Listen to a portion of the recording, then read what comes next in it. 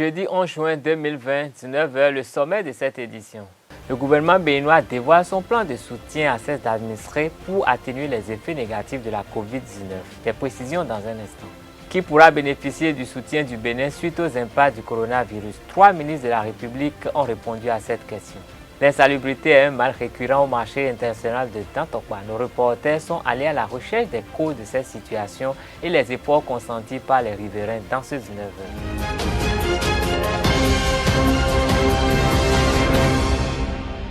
Mesdames et messieurs, bonsoir. Plus de 74 milliards de francs CFA vont être décaissés par le gouvernement béninois pour soutenir les sociétés, les artisans et les ménages. Ce montant vise l'atténuation des effets socio-économiques de la pandémie de COVID-19. C'est l'une des grandes décisions du Conseil des ministres de ce mercredi. Le ministre de la Communication et des Postes, porte-parole du gouvernement, Alain Orunla, nous donne la quintessence de ces dispositions au cours du point de presse à l'issue du Conseil. Suivez-le. Projet de décret portant création et approbation des statuts de l'Agence pour le développement de l'entrepreneuriat des jeunes, ADEJ. Plus d'une décennie après sa création, le Fonds national de promotion de l'entreprise et de l'emploi des jeunes, FNPEJ, peine à atteindre ses objectifs en raison de graves dysfonctionnements et de difficultés structurelles majeures. Un diagnostic récemment effectué pour y remédier fait ressortir la nécessité d'établir une nouvelle orientation ainsi qu'un dispositif opérationnel compatible avec le programme d'action du gouvernement. Pour ce faire, le nouveau modèle stratégique envisagé vise à transformer le fonds en agence de développement de l'entrepreneuriat des jeunes dédiée à la constitution d'une pépinière de petites et moyennes entreprises. Celles-ci contribueront notablement à l'accroissement du PIB de notre pays. Quant au dispositif opérationnel, il consistera en un meilleur accompagnement des jeunes entrepreneurs, notamment par la préparation à l'entrepreneuriat, le renforcement des capacités, la facilitation de l'accès au financement, le suivi des activités. Le Conseil a donc adopté le décret portant création de l'agence et approbation de ses statuts. Projet de décret portant création et approbation des statuts de l'Agence nationale pour les prestations aux établissements scolaires publics. L'état des lieux du secteur éducatif affiche des différences de performance entre les établissements du public et ceux du privé, généralement administrés avec plus de rigueur, crédités par ailleurs de meilleurs taux de redoublement ou de réussite aux différents examens. Plusieurs raisons justifient ces constats, au nombre desquels la situation géographique de ces établissements privés, un meilleur encadrement avec plus d'obligations de résultats. Or, dans le public, en dehors des enseignants agents de l'État, le recours aux enseignants vacataires et communautaires n'a pas souvent été fait avec la rigueur requise, ce qui explique en partie les contre-performances enregistrées. En effet, cette situation se caractérise, entre autres, par l'absence d'un processus de recrutement formel doublé de celle d'un profil clairement défini pour le métier ou d'une formation adéquate des vacataires communautaires. L'absence de prise en charge sociale de ces catégories d'agents, ce qui induit une certaine précarité. Le manque de suivi réel de ces catégories d'enseignants, aucun texte ne régissant leur emploi. Dans le but de corriger ces nombreux dysfonctionnements et d'accélérer l'amélioration des performances du système éducatif béninois, un nouveau cadre a été conçu s'agissant du mode de recrutement et de gestion des établissements scolaires, primaires et secondaires générales, ainsi que des ressources humaines chargées de les animer. Le dispositif consiste à confier la sélection, la mise à disposition et la gestion d'une partie du personnel enseignant non agent de l'État à des agences de placement. En ce qui concerne les établissements scolaires, certains d'entre eux passeront à titre expérimental sous la responsabilité de gestionnaires privés. Ces établissements et leurs infrastructures demeurent toutefois la propriété de l'État et les frais d'inscription restent identiques à ceux des autres établissements publics. L'objectif poursuivi est de permettre, par ce mécanisme, l'implémentation des bonnes pratiques qui font la réputation des établissements privés bien gérés et d'en favoriser le bénéfice aux apprenants du public sur toute l'étendue du territoire national, sans considération de leur localisation géographique. C'est pour assurer la coordination de ce nouveau dispositif que le Conseil a approuvé la création de l'Agence nationale pour les prestations aux établissements scolaires publics ANAPES, placée sous la tutelle de la Présidence de la République. Le Conseil a par ailleurs, sous la rubrique des mesures normatives, adopté les décrets portant attribution, organisation et fonctionnement du ministère du Travail et de la fonction publique. Au lendemain du conclave gouvernemental qui a pris cette décision, 3 ministres du gouvernement que sont le ministre d'État chargé du plan et du développement Abdoulaye Biotchane et ses collègues des finances Roumiad Wadaï et des affaires sociales Véronique Toyin-Fodé Maouno ont animé une conférence de presse pour expliquer les tenants et aboutissants de cette disposition. Compte rendu, Larios Adiagwen.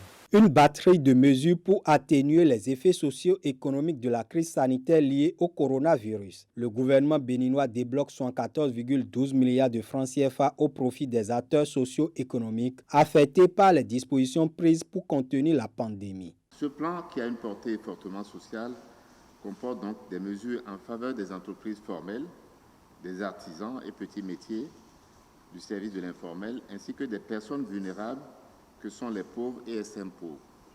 D'abord, un soutien d'un montant de 63 milliards à peu près au profit des entreprises, surtout les PME. La deuxième batterie de mesures est purement sociale et porte sur un montant d'à peu près 5 milliards. Enfin, il y a une troisième catégorie de mesures sociales qui porte une subvention de portée générale, donc qui s'applique à tout le monde, à tous les Béninois pratiquement. Tous ceux qui donc paient des factures d'électricité vont en bénéficier. Ça fait à peu près un peu moins de 6 milliards.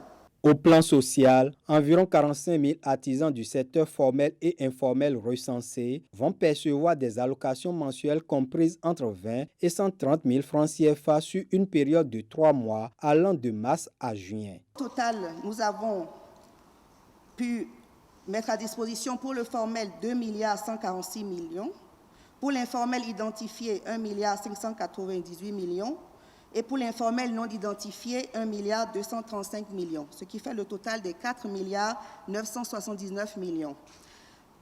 Aucun acteur informel ne peut se voir attribuer une subvention inférieure à 20 000 francs.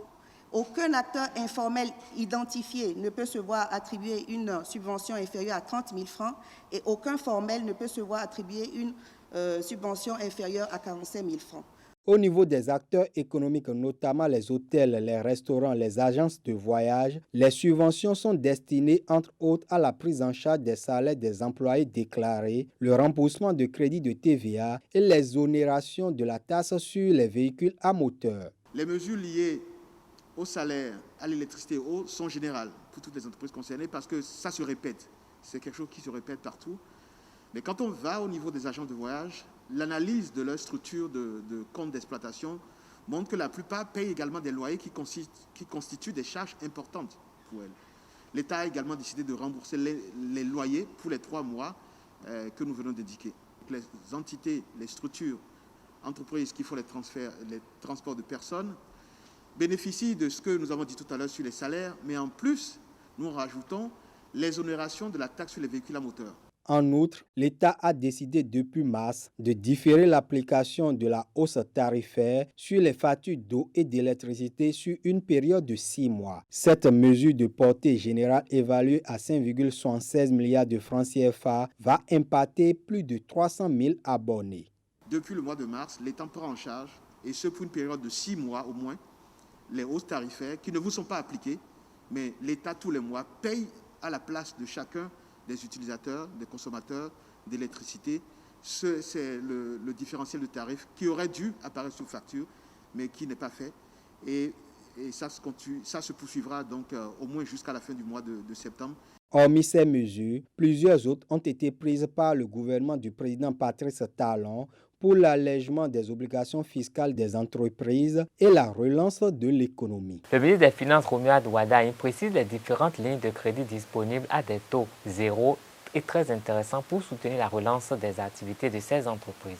La mesure phare parce qu'elle préfigure la nouvelle dynamique et le nouveau soutien que l'État entend porter aux entreprises. Il s'agit de la mise en place d'une ligne de crédit de 100 milliards à taux zéro, adossée à un fonds de bonification de 30 milliards. Ça veut dire quoi? Très simplement. Ça veut dire que grâce à ce dispositif, les PME, les entreprises, pourront aller soit vers les SFD, les structures de microfinance, soit vers les banques, et demander à obtenir un crédit. S'agissant des banques, ce crédit peut aller jusqu'à 3 ans à un taux de 0%. C'est-à-dire que les entreprises vont auprès de leurs banquiers traditionnels, font la demande de crédit, le dossier est étudié, les dossiers sont envoyés au niveau du gouvernement pour la prise en charge des frais de dossier et des taux, ce qui permet aux entreprises de pouvoir bénéficier donc d'un crédit à 0% sur une période pouvant aller jusqu'à 3 ans. De la même manière, pour soutenir les toutes petites micro-entreprises et les structures sollicitant généralement les microfinances, les entités de microfinance, le même dispositif s'applique. Donc, les demandeurs de crédit vont vers les structures de microfinance, demandent le crédit et le même processus est mis en place via le Fonds national de microfinance pour que l'État prenne en charge les frais de dossier et bonifie donc les taux d'intérêt. Cette mesure fait partie des mesures très importantes, nouvelles, et qui préfigurent l'accompagnement que l'État va faire dans les jours, semaines et mois à venir pour les entreprises de façon générale. Difficile de maintenir le marché international de Dantokpa propre. C'est l'impression qui se dégage à l'observation de cet espace public. Les responsabilités sont partagées entre l'État central, la mairie de Cotonou, la société de gestion des marchés autonomes Sogema et les usagers. C'est le constat fait par Cornelia Achiaou et Mouni Dorego sur les lieux ce mercredi matin. Cet tas d'ordures de part et autres montre l'insalubrité qui règne dans le marché d'Antokpa, une situation que condamnent plusieurs usagers. Le marché est sale, non? Vous-même, vous voyez. L'entretien du marché, ça ne se fait pas réellement comme cela doit être. Parce que vous constatez que le marché est vraiment très sale et cela est sali par nous-mêmes usagers et clients du marché. Donc, ce n'est pas vraiment ce que ça doit être. Mais le marché est très sale. C'est très sale. Vous-même, vous voyez les choses. Par exemple, voyez les caniveaux, voyez un peu partout, par terre. Il y a des papiers, des sachets noirs un peu partout qui circulent un peu partout. Ce n'est pas bon. Il faut en effet pour y remédier. D'autres estiment que des mesures sont prises pour limiter ce phénomène. L'entrée du marché se fait très tôt les samedis. Nous avons une brigade de stabilité. Et les samedis matin à 7 h, la voie est barrée au niveau du feu. Tricolore opposé de la pharmacie, les 4 thérapies. Et maintenant, pour permettre à ceux qui sont en train de balayer de ne pas être perturbés par les véhicules et les motos, le délégué aussi a organisé, il a mis certaines personnes en tenue avec sifflet pour empêcher les véhicules et les motos de passer.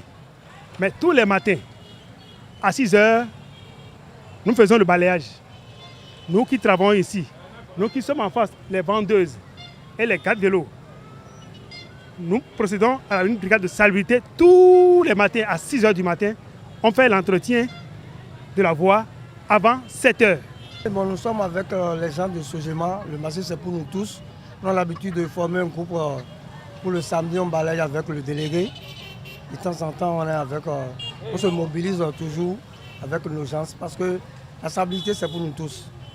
Vous savez, il faut l'aider, le Sogema. Sogema est en train de le faire, mais il reste encore. Il reste beaucoup de choses. Dantokpa reste l'un des endroits les plus fréquentés à Cotonou, mais son entretien demeure un véritable problème. De réelles mesures doivent être prises pour mieux assainir ce marché. Ainsi se referme cette édition. Merci de rester fidèle au programme de Zaire TV. Gardez le réflexe www.zaretv.bj. Bonsoir. Diouf.